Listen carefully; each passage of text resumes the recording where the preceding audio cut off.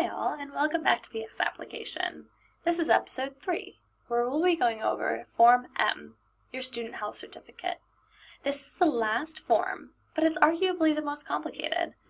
Make sure to pay attention through this entire episode so that you don't miss any piece of this form. The form is so important because if it's not filled out correctly, your application status may be put on hold or even jeopardized. So do pay attention to this, and if you have any questions or if it gets a little bit confusing or too fast, just rewind or hit pause. On page 1, there are 4 pages of all of this form. Part A is the first part.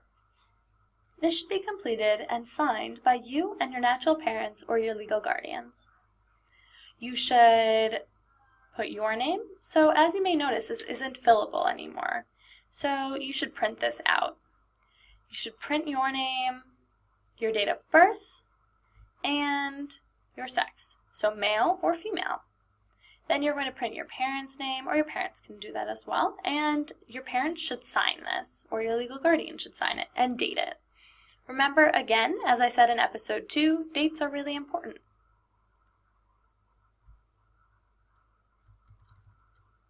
Now we're going to go down to Part B.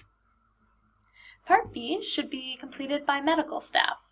You should ensure, after this has been done, that all the questions are answered.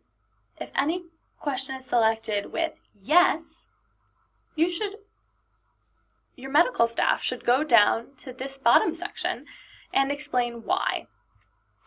So they're going to describe the date of the symptoms and indicate why this may have happened, or what the diagnosis or severity or treatment and medication plan was.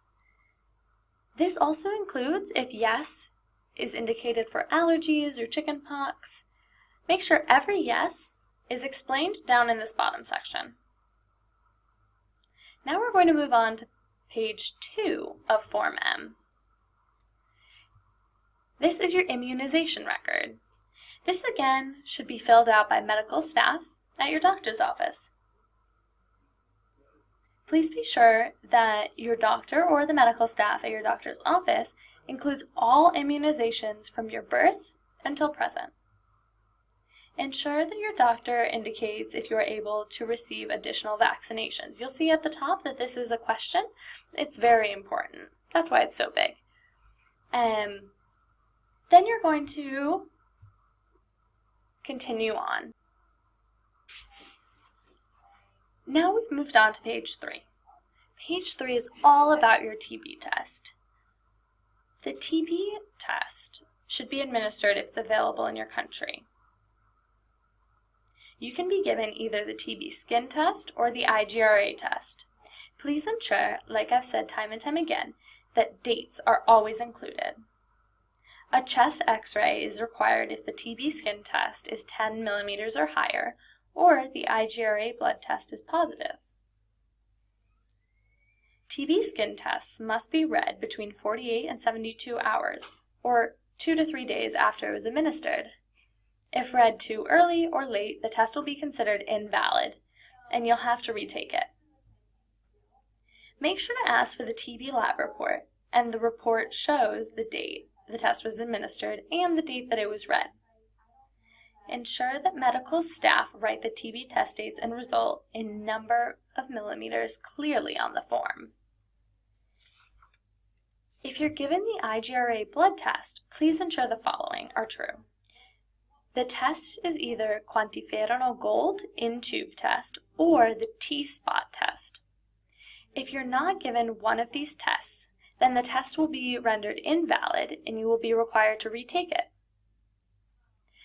Make sure to ask for the TB lab report and that the lab report shows the date the test was administered. Ensure the medical staff write the TB test dates and result clearly on the form.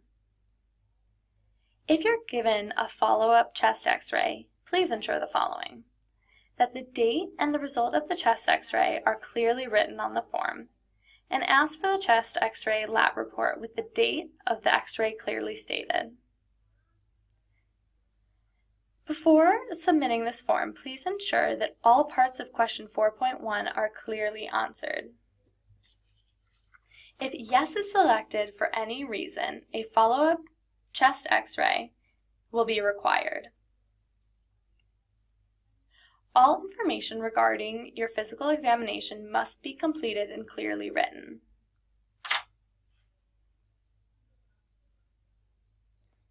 If your doctor noted any medical issue, a separate written explanation indicating the date, situation, treatment, and any necessary follow-up that you received or will need while on program must also be provided.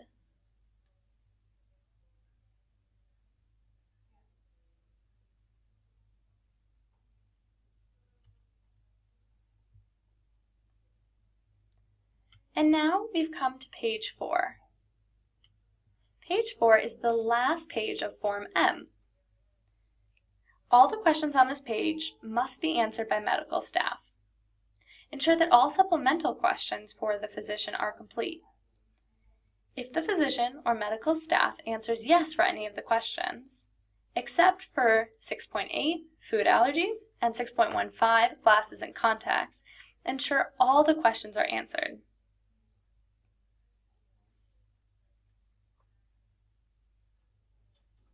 Finally, when we reach the bottom, we need to make sure that, first off, your physician's name and the date and the signature are included. Also, you want to make sure that the stamp is included. Always make sure, like I said, that all your dates are included. This includes down in your dentist certification. Make sure that the dentist's name, the date, and their signature is included. Again, you'll want a stamp from that office.